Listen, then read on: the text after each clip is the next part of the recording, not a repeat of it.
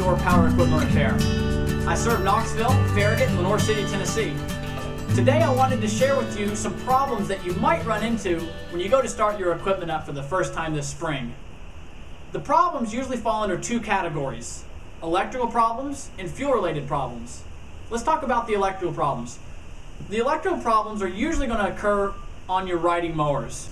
Typically what happens is you go down into your garage, it's early spring, you stick the key in the ignition. When you turn the key, usually one of three things happens.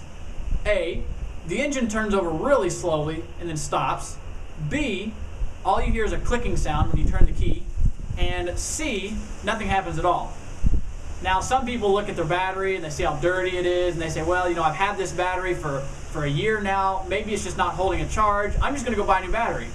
Well, you're going to spend $30 to $45, on up into even $60 to get a good battery. Some people will say, well, I'm just going to go buy a battery charger and I'll charge the battery up. Well, that'd be good. It's good to have a battery charger, but you're still going to spend $30 to $45. Now, a way that you as a homeowner can save some money is to take that battery down to AutoZone or Advanced Auto Parts, and they'll usually test those batteries for free. They'll put the battery on a charger and they'll test it, and if the battery's good, you get the battery back fully charged, usually free of cost. And that's a way that you as a homeowner can save some money. Another common problem, not quite as common as the battery going dead, but pretty common, is the terminals on the battery either get loose or they get so corroded and dirty that it gives kind of a slow crank situation. And the easiest way you as a homeowner can fix that is to take some steel wool or a wire brush. Sometimes the cleaning department at Walmart has steel wool for pots and pans. That'll work too. And the object is just to clean the inside of the clamp out, clean the terminals of the battery really good. And when you put the clamps back on the battery, just make sure they're good, clean, and tight. And that can take care of a lot of problems in and of itself. Let's talk about the second problem that you might run into, and that's fuel-related problems. Now, fuel-related problems are a little bit more tricky. Usually what's happened, in my case, in my family's case, is that we've been mowing all season long, all summer long. We're tired of the heat, we're ready for fall to come, and the last mow of the season, we just push the mower into the garage and we're done with it. We don't want to do anything else with the mower.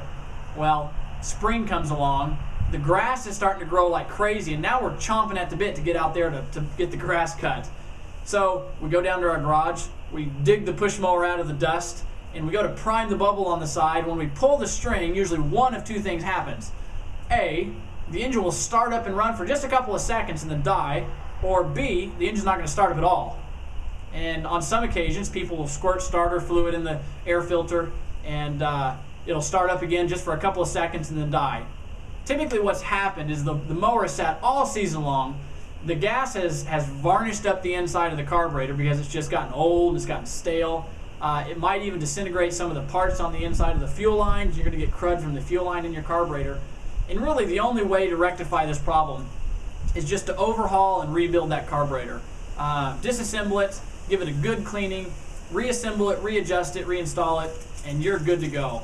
If you as an avid homeowner, you think you can do something like that, you go for it.